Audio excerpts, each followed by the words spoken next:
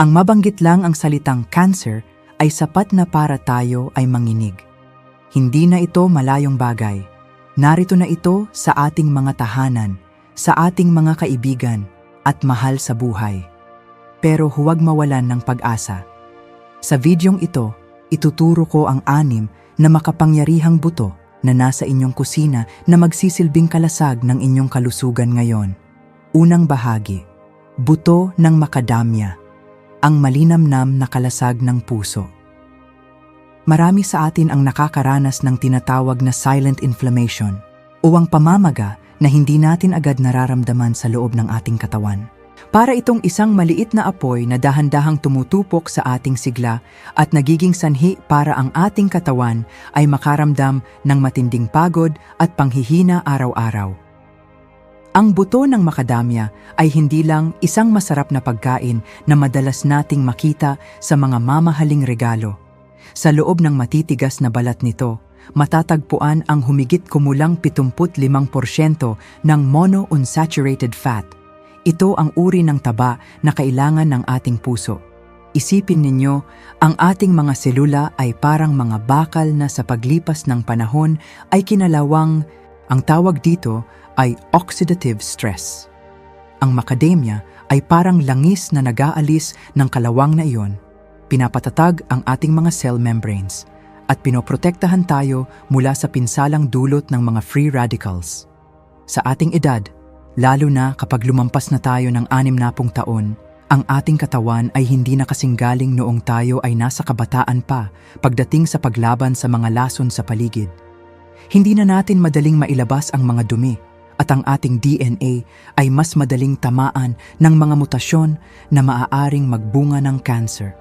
Ang buto ng macadamia ay mayaman sa manganese, isang mineral na nagpapaandar sa depensa ng ating katawan upang ayusin ang mga sirang selula bago pa man ito maging malalang sakit.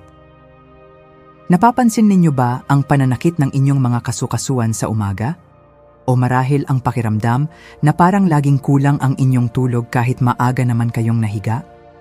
Ang mga ito ay senyales ng pamamaga at oxidative stress. Madalas nating isipin na bahagi lang ito ng pagtanda, pero maaari nating labanan ito sa pamamagitan ng tamang nutrisyon. Ayon sa mga pag-aaral, ang mga phytosterols na nasa macadamia ay may kakayahang pigilan ang paglaki ng mga cancer cells, lalo na sa mga tisyu ng dibdib at prostate. Ito ay isang natural na panangga na hindi nangangailangan ng mamahaling reseta. Huwag na kayong mag-atubiling simulan ito. Ngayon din, itapon na ang mga sitsirya na punong-puno ng alat at lason. Simulan nating piliin ang tama. Isang dakot lang sa isang araw at binibigyan ninyo ang inyong katawan ng sandata upang manatiling matatag sa mahabang panahon. Sa halip na kumain ng mga processed snacks, ang macadamia ay isang ligtas na alternatibo. Puno ito ng sustansya na sapat na para sa ating pangangailangan nang hindi tayo nagiging overnourished sa maling paraan. Para sa mga nakatatanda, ang pagkain ng buong pagkain o whole foods ay laging mas mabuti kaysa sa pag-asa sa mga pills o supplements. Naaalala ko ang aking kaibigang si Martha, 70 taong gulang na siya ngayon. Dati, ang hilig niya ay ang pagkain ng potato chips habang nanonood ng telebisyon sa hapon. Palagi siyang nagrereklamo sa akin na mabilis siyang hingalin at palaging masakit ang kanyang mga tuhod.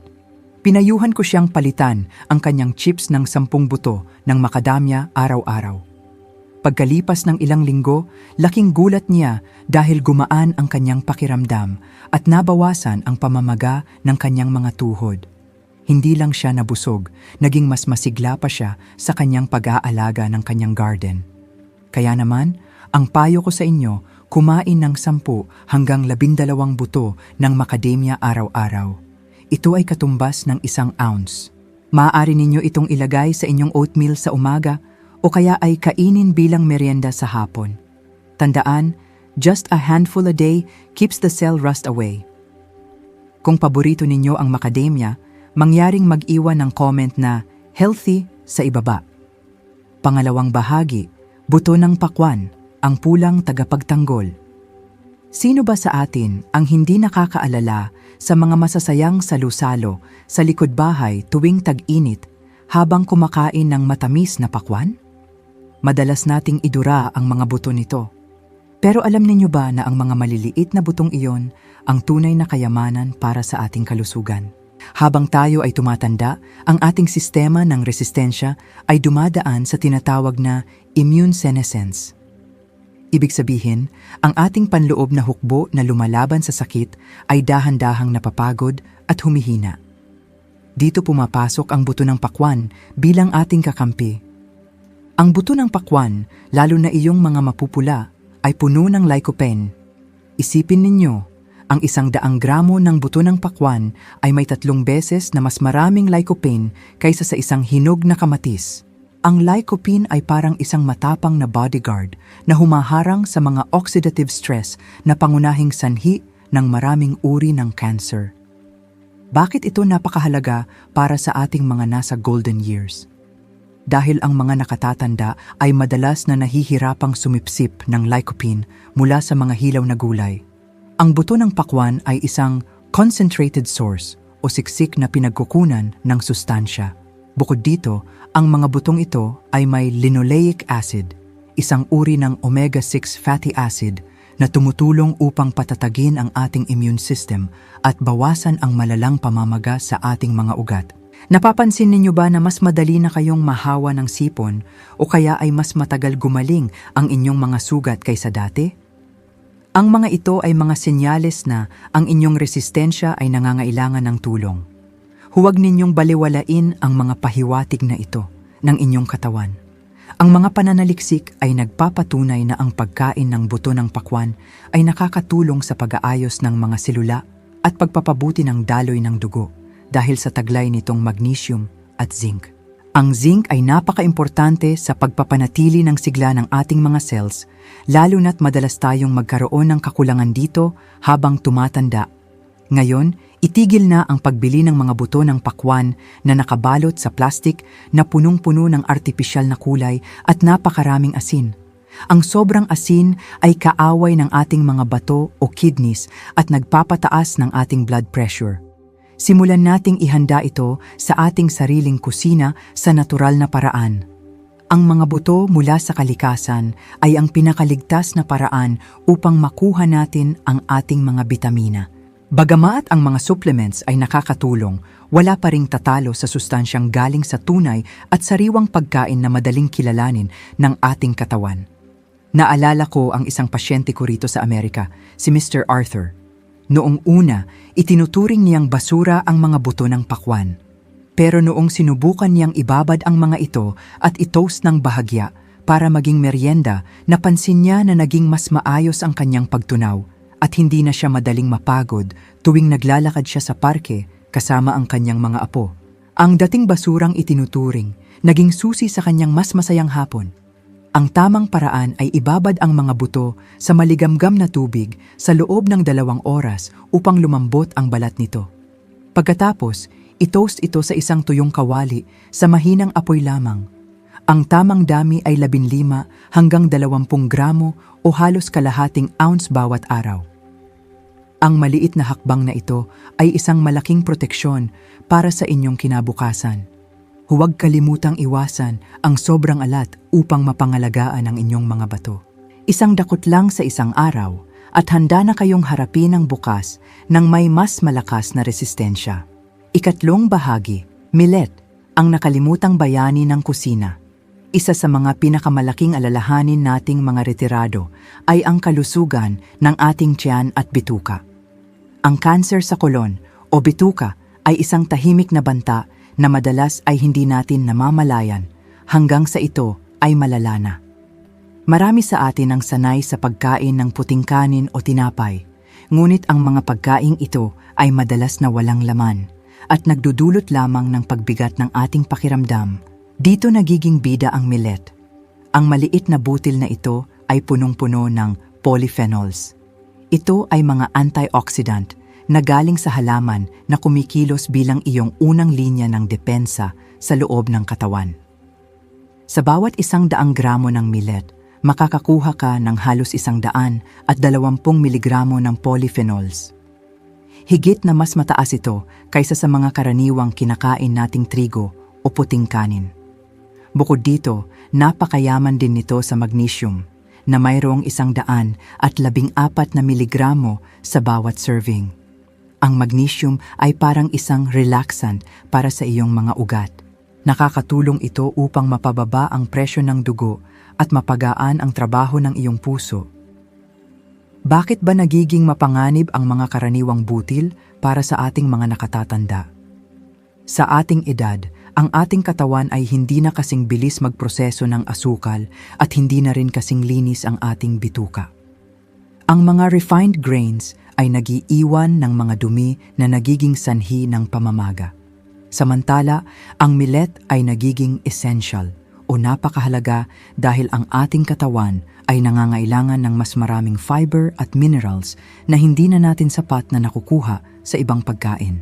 Ang kakulangan sa mga sangkap na ito ang dahilan kung bakit marami sa atin ang nakakaranas ng hindi matatag na presyo ng dugo at mabagal na pagtunaw ng pagkain. Napapansin ninyo ba na parang lagi kayong kembot o hirap sa pagdumi? O kaya naman ay bigla na lang tumataas ang inyong blood pressure kahit wala naman kayong ginagawang mabigat?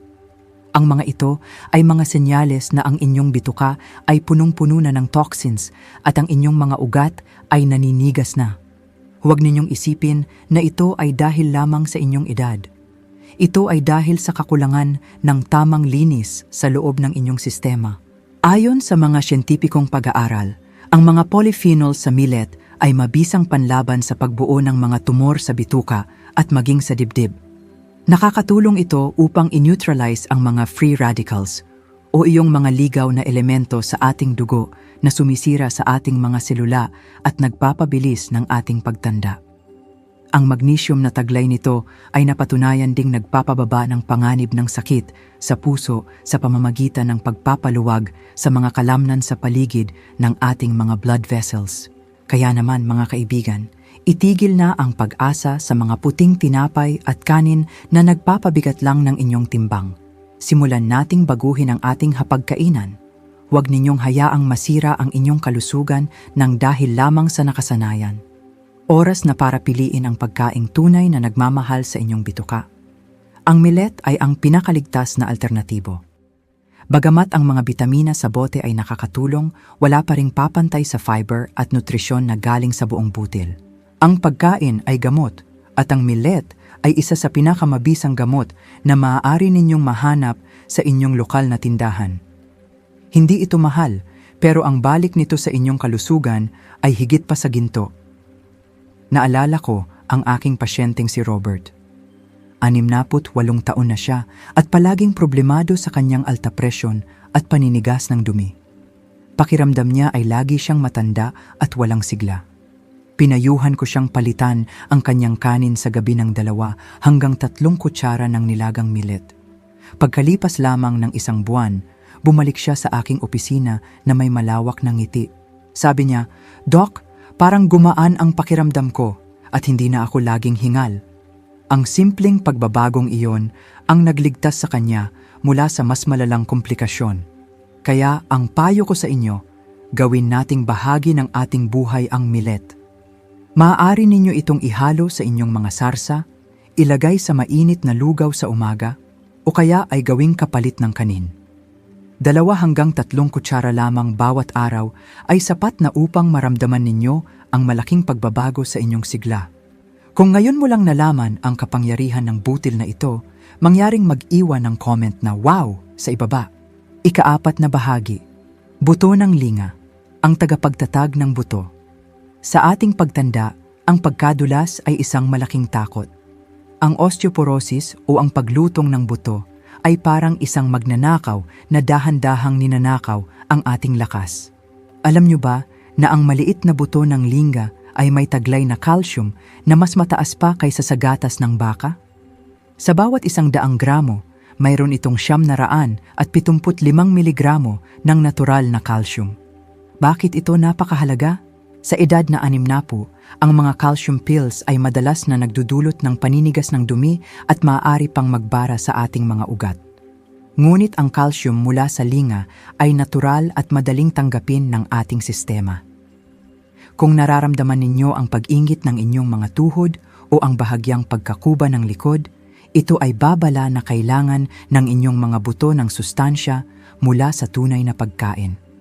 Ayon sa Journal of Medicinal Food, ang sesamin at sesamol sa linga ay hindi lamang nagpapatibay ng balangkas, kundi epektibo ring lumalaban sa mga masasamang selula. Naalala ko si Dorothy na takot nang mag-alaga ng rosas dahil sa panghihina ng binti. Matapos niyang maglagay ng 2 kutsarita ng linga sa kanyang pagkain araw-araw, bumalik ang kanyang lakas at muli siyang nakapaghalaman ng may kumpiyansa. Kaya mga kaibigan, itigil na ang pag-asa sa mga tableta lamang. Magsaboy ng 1 hanggang 2 kutsarita ng linga sa inyong salad o toast para sa isang matibay at malusog na pundasyon. Ika-5 bahagi, buto ng almond. Ang tagapangalaga ng isip at mga selula. Habang tayo ay tumatanda, isa sa mga pinakamalaking takot natin ay ang unti-unting paghina ng ating memorya at ang paglabo ng ating isipan. Pakiramdam natin ay tila may ulap sa loob ng ating ulo na tinatawag nating brain fog. Ang hindi natin alam, ang ating mga selula sa utak ay patuloy na inaatake ng mga tinatawag na free radicals. Isipin ninyo ang mga free radicals na ito bilang mga maliliit na tilamsik ng apoy sa loob ng isang tuyong kagubatan. Kung hindi ito maaagapan, maaari itong magdulot ng malaking pinsala sa ating mga selula na kalaunan ay nagiging sanhi ng cancer o paghina ng isip. Dito pumasok ang almond bilang isang bayani. Ito ay punong-puno ng vitamin E, mayroon itong 25 miligramo sa bawat 100 gramo. Ang vitamin E ay nagsisilbing tagapapatay ng mga tilamsik ng apoy na ito bago pa man sila makagawa ng pinsala.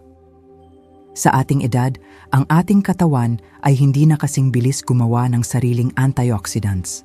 Kaya naman ang vitamin E ay nagiging essential o napakahalaga dahil ito ang naglilinis sa ating sistema. Kapag kulang tayo sa proteksyong ito, ang ating DNA ay madaling masira.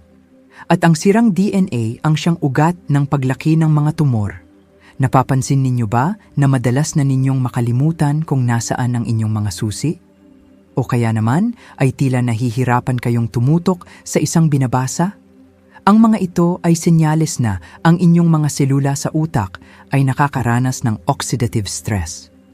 Huwag ninyong isantabi ang mga maliliit na pagkakalimot na ito. Ito ay hudyat ng inyong katawan na kailangan nito ng higit na kalinga. Maraming pananaliksik ang nagpapatunay na ang mga polyphenols at flavonoids na nasa almond ay may kakayahang pigilan ang pagdami ng cancer cells sa dibdib at sa kolon. Ang vitamin E ay napatunayan ding nagpapabagal sa pagtanda ng ating mga brain cells, na nagbibigay sa atin ng mas matalas na memorya kahit sa ating huling mga taon. Mga kaibigan, pakiusap, huwag kayong basta-basta kumain ng almond diretsyo mula sa pakete. Itigil ang maling gawin na ito.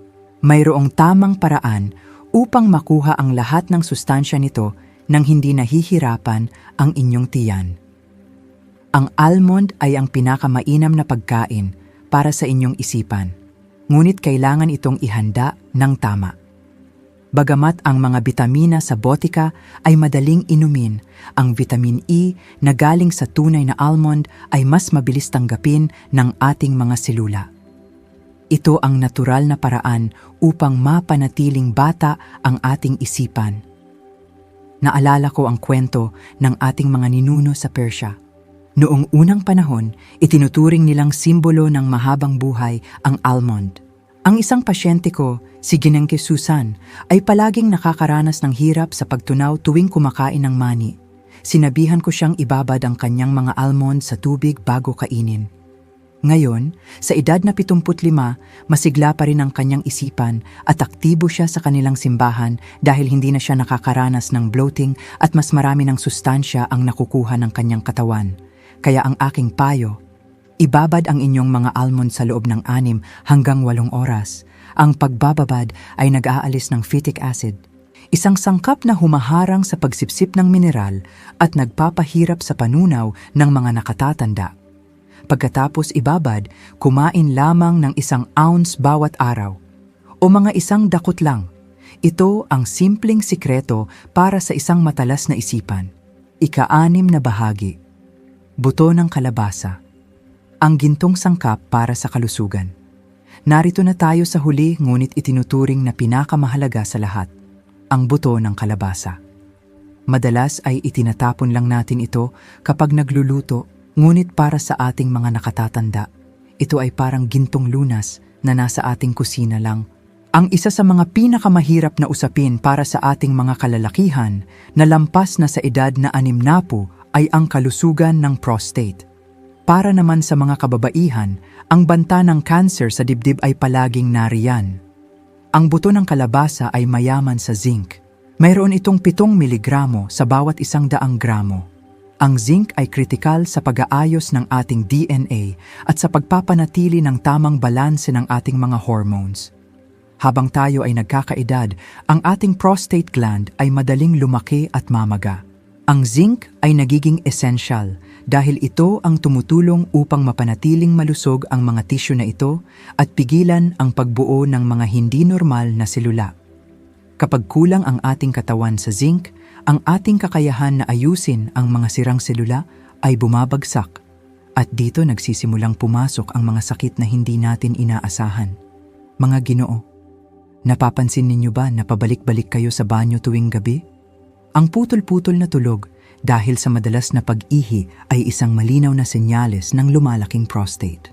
Para naman sa mga kababaihan, ang pakiramdam ng labis na pagkapagod ay maaaring senyales ng kakulangan sa magnesium at zinc na kailangan para sa cell repair. Ayon sa mga siyentipikong pag-aaral, ang mga phytosterols sa buto ng kalabasa ay epektibong nakakabawas sa paglaki ng prostate.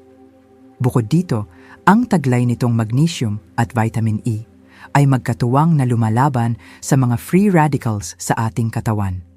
Ito ay napatunayang nakakatulong sa pag-iwas sa iba't ibang uri ng kanser sa pamamagitan ng pagpapalakas ng ating natural na depensa. Huwag ninyong baliwalain ang maliit na butong ito. Simulan nating isama ito sa ating pang-araw-araw na pagkain. Ngunit tandaan, huwag itong iluluto sa sobrang taas na apoy. Ang sobrang init ay sumisira sa mga bitamina nito. Panatilihin natin ang sustansya sa tamang paraan. Ang buto ng kalabasa ay ang pinakamagandang whole food supplement para sa inyong hormonal health. Mas mabuti ito kaysa sa mga mamahaling capsule dahil kasama nito ang mga natural na fibers na kailangan din ng inyong bituka. Ito ang tunay na regalo mula sa kalikasan na madaling hanapin at abot kaya ng lahat. Mayroon akong isang pasyente, si G. Henry. Hirap na hirap siya noon dahil gabi-gabi ay kailangan niyang bumangon ng 5 beses para umihi. Pagkatapos niyang simulan ang pagkain ng isang maliit na dakot ng hilaw na buto ng kalabasa araw-araw, unti-unting bumuti ang kanyang pakiramdam. Sabi niya sa akin, "Doc, sa wakas ay nakakatulog na ako ng mahimbing. Ngayon, mas masigla na siya at mas maraming enerhiya para makipaglaro sa kanyang mga apo. Ang aking gabay para sa inyo. Kumain ng halos 30 gramo o isang maliit na dakot ng buto ng kalabasa araw-araw.